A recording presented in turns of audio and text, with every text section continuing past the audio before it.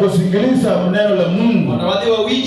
Kwa maana wakati neno la Mungu linapohubiriwa, hapo ndio wakati adui wanafanya kazi. Hapo ndio utakuta kwamba usingizi inaingia. Na hapo utakuta kwamba uchovu unaingia.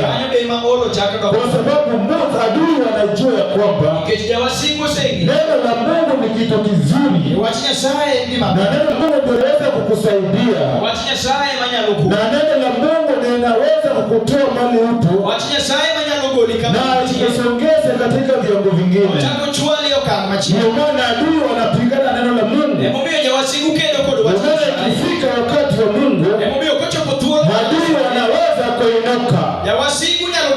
Israeli vinaweza kuingia. Kwa sababu adui wanajua kwamba neno la Mungu ukishika litakusaidia kwenye maisha yako. Na hiyo ndio kitu adui hawataki. Kwa sababu adui wanajua kwamba ukikaa bila neno la Mungu, hapo ndio wakati atakupata vizuri. Na atakupepeta vizuri.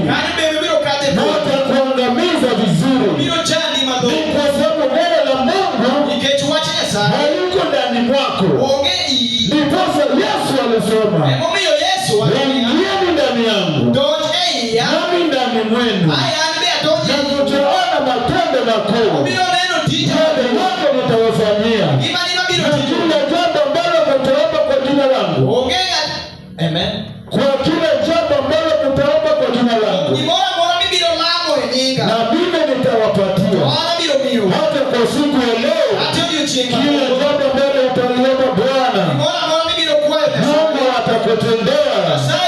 Mungu atakutendea kwa jina la Yesu. Hata wakati huu najua kwamba Bwana atatenda mambo makubwa juu ya maisha yetu.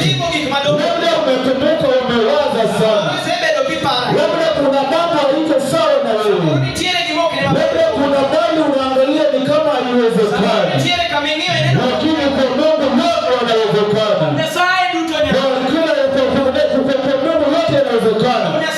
Nipasa siku ya leo, nataka nikwambie kwamba mtu wa Mungu, tengeneza mawazo yako na Mungu atakusaidia.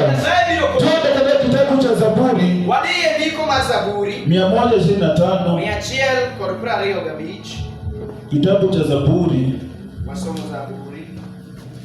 125